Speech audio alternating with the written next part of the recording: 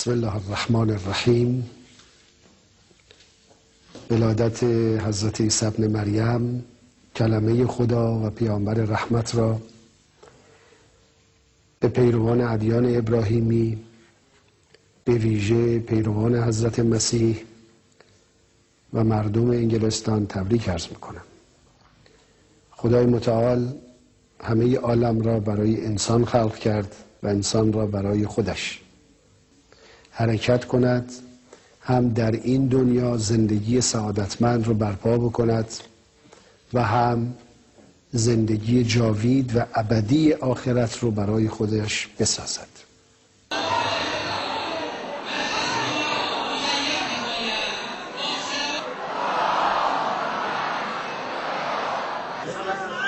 ده سال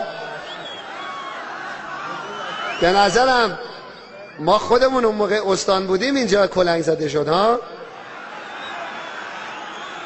خدا چجوری درست کرد. حالا خودمونم باید بیام تکمیلش کنیم در خدمت شما انشاءالله. اعلام میکنم این رژیم منحوس پرچم شیطان است، پرچم شیطان بزرگ است. اونها تصور میکنند که ملت‌های 100 سال قبلند، غافل از این که شرایط دنیا عوض شده است.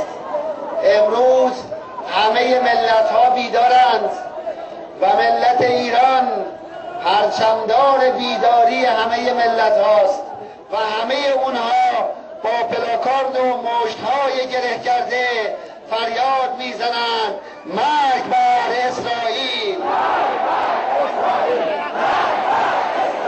ما معتقدیم حضرت مسیح خواهد آمد به همراه فرزندی از پیامبر گرامی اسلام و جهان را به نقطه مطلوب، یعنی دنیایی سرشار از عشق و برادری و عدالت و مأموریت همه پیروان مسیح و پیروان ادیان ابراهیمی حرکت در این جهت زمین سازی برای تحقق این وعده الهی و اون دوران بسیار شیرین و زیبا و دوست داشتنی است.